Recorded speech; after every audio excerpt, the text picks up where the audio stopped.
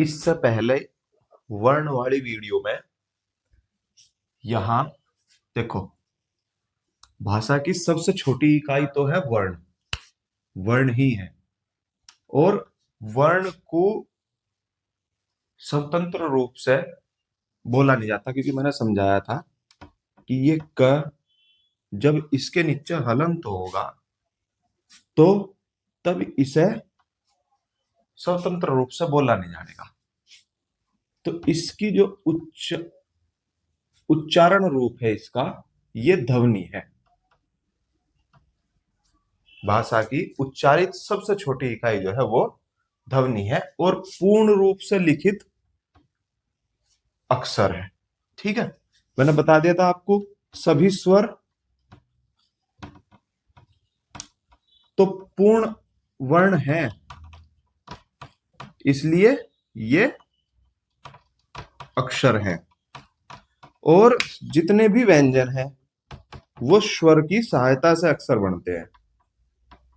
जैसे इसके नीचे यदि हलंत है तो जब हम इसमें कोई स्वर जोड़ेंगे तो तभी ये अक्षर बन पाएगा। ठीक है, तो भाषा की सबसे छोटी इकाई क्या है? वर्ण है।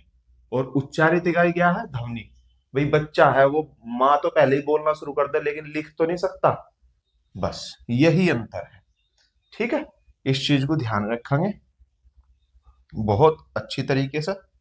ये एक छोटी सी गलती हुई थी, वो मैंने बता दी।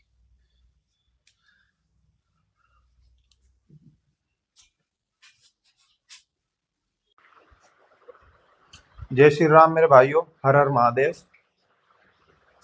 बरेली में किन्हीं प्रशासनिक कारणों से नेट बंद होने के कारण ये वीडियो अभी तो अपलोड हो नहीं पाएगी, लेकिन जैसे ही नेट चालू होगा ये सभी वीडियो अपलोड होनी शुरू हो जाएंगी। ठीक है, तो हमने वर्णमाला देख ली थी। उम्मीद है कि वर्णमाला हम सभी याद कर लेंगे। और उसके बाद में अब हम स्वर की तरफ चलते हैं। अब चूंकि हम वर्णमाला पढ़ रहे, तो वर्णमाला पढ़ने के लिए हमें सबसे पहले एक चित्र हमारे पास और होना चाहिए। यदि उस चित्र से हम सब कुछ समझ जाते हैं और उस चित्र में हम समझ जाते हैं, तो हमें ये पता चल जाएगा कि कौन सा स्वर, कौन सा व्यंजन कहां से बोला जाएगा और हमारे मुख के अंदर के किस हिस्से को हम क्या कहें। देखो, चित्र पे तो ज्यादा गौर देना मत, मतलब चित्र की बनावट पे, क्योंकि इतना बड़ा आर्टिस्ट मैं हूं नहीं, पर फिर भी चूंकि चित्र जरूरी है तो इसलिए चित्र बनाना भी जरूर है। चित्र से ही समझ में आएगा, वरना चाहे मैं कितना ही टाइम छितो जाऊं, कितना ही टाइम बर्बाद करो जाऊं, बिल्कुल समझ में नहीं आने का।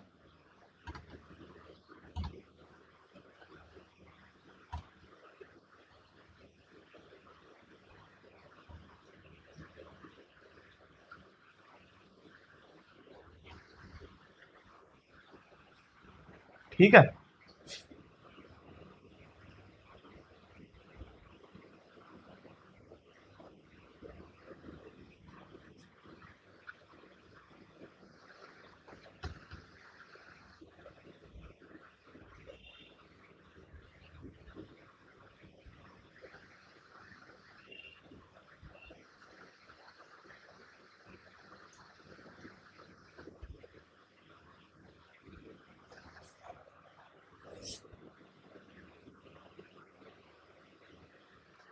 अब देखो, हमारे ऋषि महर्षि जिन्होंने वर्णमाला को बनाया, वो बड़े ही वैज्ञानिक दृष्टिकोण के लोग थे।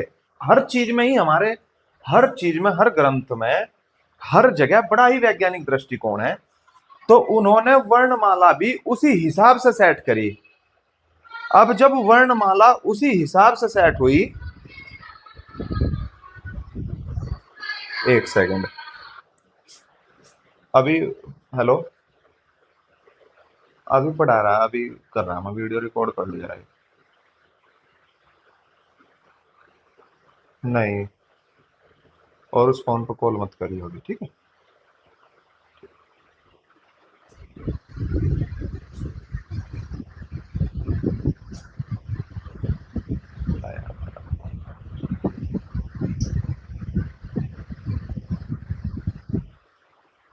तो बड़े ही वैज्ञानिक दृष्टिकोण के लोग थे, उन्होंने वर्णमाला को उसी हिसाब से सेट करा कि हम बिल्कुल आसानी से उसका गठजोड़ बना सके। अब देखो कैसे, बहुत ध्यान से समझना है, बहुत ध्यान से देखना है और तुरंत अपने ऊपर लागू करना है। बस ये 3 काम करने सिर्फ वर्णमाला वाले चैप्टर पे। वर्णमाला एक एक चीज समझ में आ जाएगी, एक एक चीज बिल्कुल सही तरीके से कर पाओगे, ठीक है, जब तक उसे खुद पे लागू नहीं करने के और अच्छी तरीके से समझने के नहीं।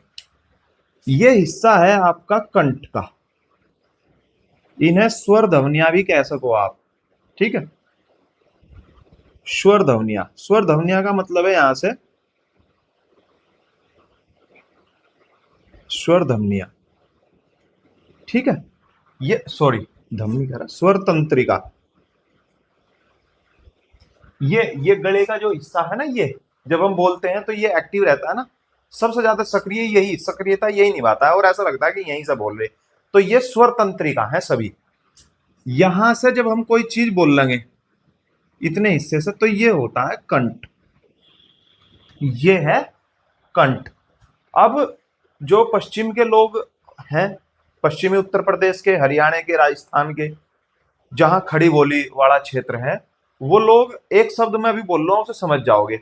एक शब्द हो तातवा, कि इसका तो तातवा दबाया जा, ठीक है, जब बच्चा जन्म लेता है नवजात शिशु का, तो वो जब आप मुंह पाओगे अंदर, तो जीभ और गले के बीच में एक हल्का सा तार जुड़ा हुआ है ना, जिसका वो सही तरीके से नहीं दबता, वो शायद बच्चा बोल भी नहीं पाता।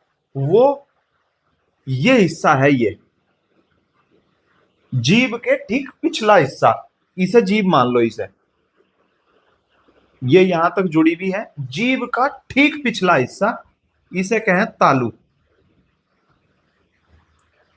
तालु। अब ये जो हिस्सा है, ये हो गया आपका तालु। अब ये जो ये हिस्सा है, जहां गरम समोसा तुम खा लो या गरम दाल खा लो स्वाद स्वाद में, या तुरंत खाना खा लिया और अक्सर कर फूक जा, ठीक है, जड़ जाना, अंदर पपड़ी सी जम जा, तो वो वाला हिस्सा, यानी जहां दांत और दांत की जड़ें उठाओ उभार खत्म हो रहा है, उसके ठीक पीछे जीभ के ठीक ऊपर आप देखोगे कि बहुत प्लेन सा हिस्सा है, गहराई सा, इस तरीके का।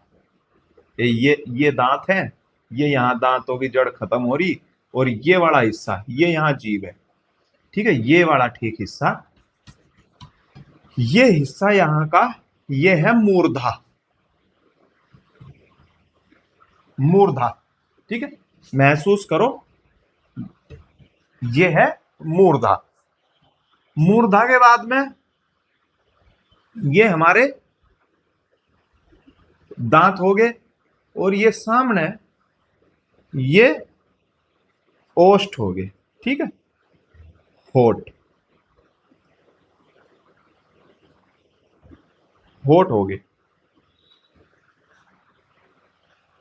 इस चित्र को अच्छे से समझ लो, एक बार और बनेगा ये चित्र जब हम सभी चीजों को पढ़ लेंगे, सभी चीजों को पढ़ लेंगे या व्यंजनों पर आवेंगे, तब हम इस चित्र को पढ़ेंगे और अच्छे से।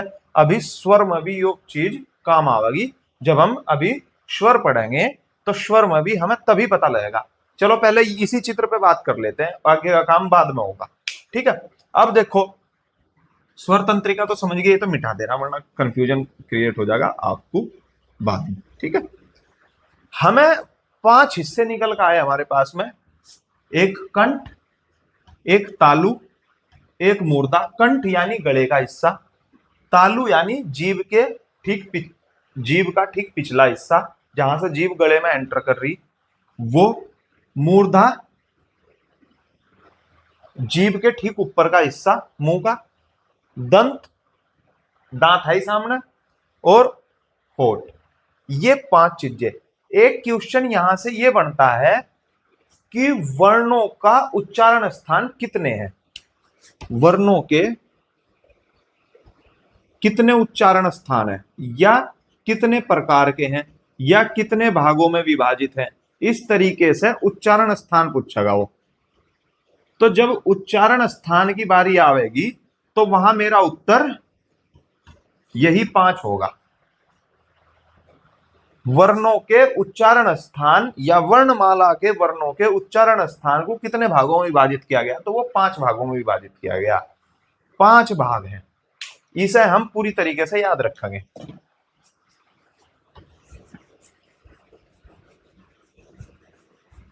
अब आ जाओ अपने स्वर पर वापस। अब देखो हमारे स्वर हैं अ, आ,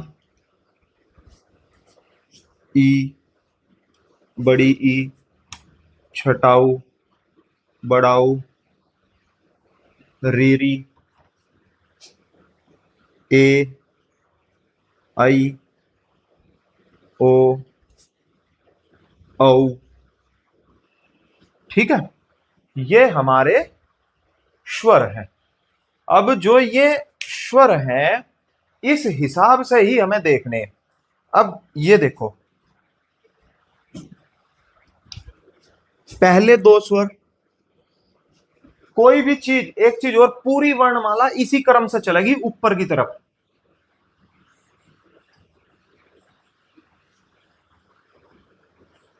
कंठ से शुरू होगी, तालु मूर्धा दांत होते हुए होठ पे खत्म हो जाएगी पूरी वर्णमाला। उच्चारण की दृष्टि से इसी प्रकार से चलेगी पूरी वर्णमाला। तो हमें इन स्वरों को भी इसी भाग में विभाजित कर देना, इसी हिसाब से विभाजित कर देना कि ये हमारे विभाजन में आ जाए। अब देखो पहले अ और आ, बोल कर देखोगे तो भी बोल लो चाहे एक बार अ आ। ठीक है, अ आ, कंठ से स्वर तंत्रिका जो है कंपन कर रही होंगी, तो ये बोल गए कंठ से अ और आ, ये हो गए कंठ से। उसके बाद बची छोटी ई और बड़ी ई, छोटी ई और बड़ी ई। इससे ऊपर क्या आया भैया, ये आया तालु। तो छोटी ई और बड़ी ई किससे बोल रहे, तालु से। ठीक है,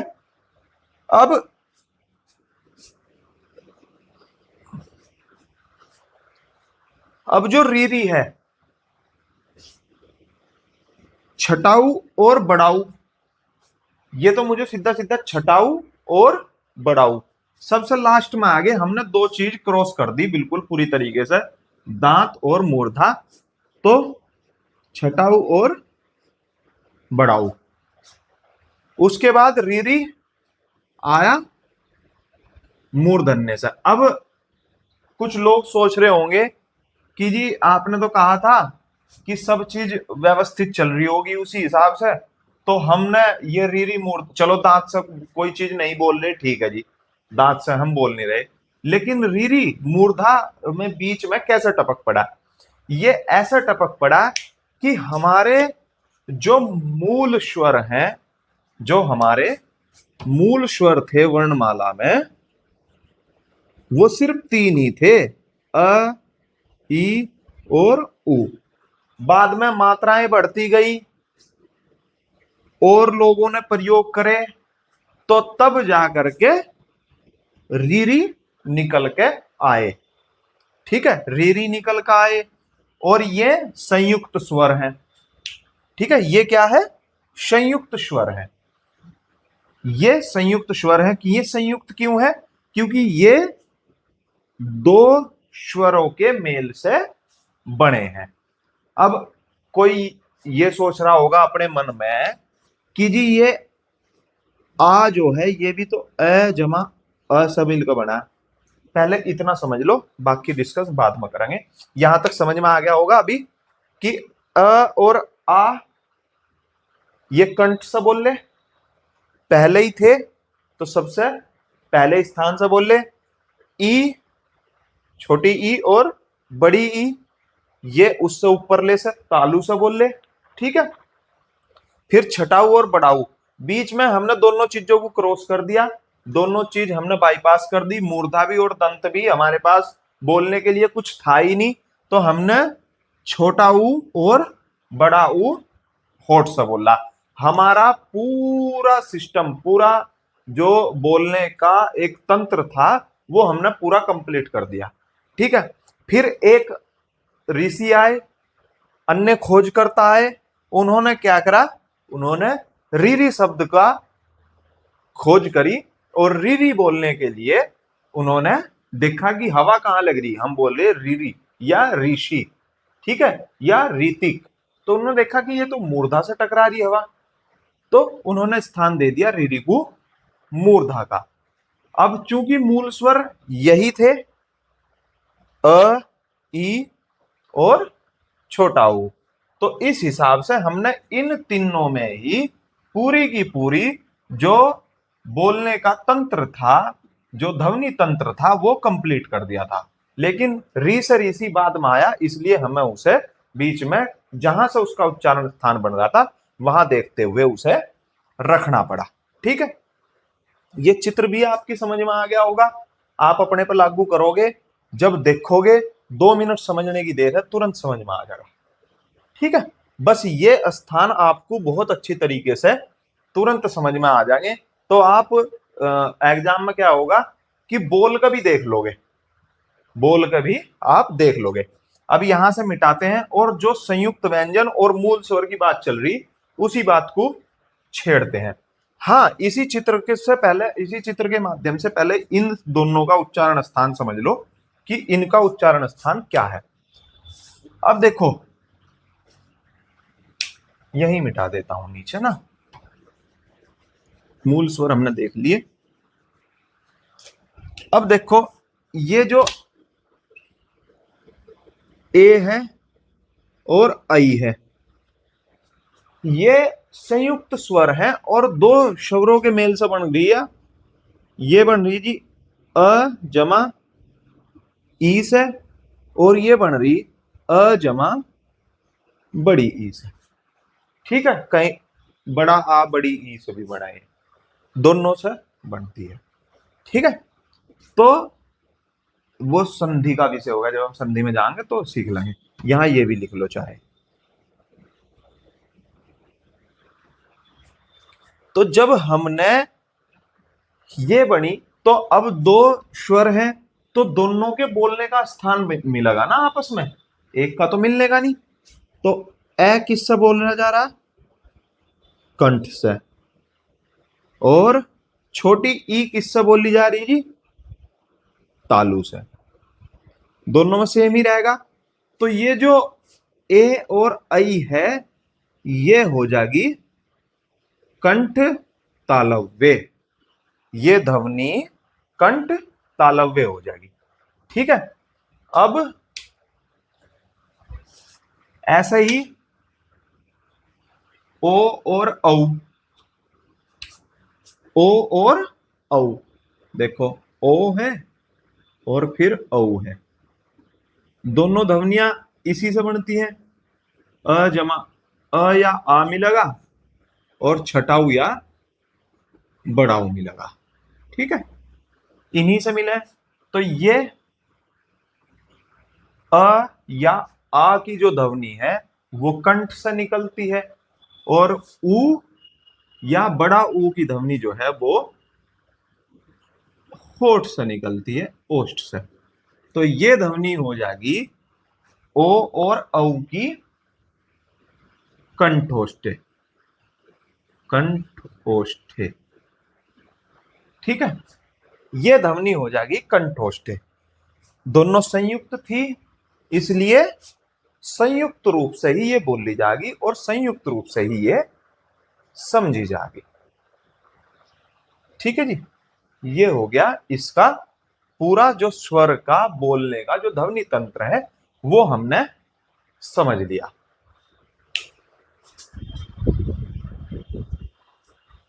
इस वीडियो में हम यहीं तक रखेंगे। अगली वीडियो में हम समझेंगे कि ये जो स्वर हैं ये संयुक्त क्यों है, मूल क्यों है, और आ और बड़ाऊ या बड़ी ई को हमने संयुक्त में क्यों नहीं रखा।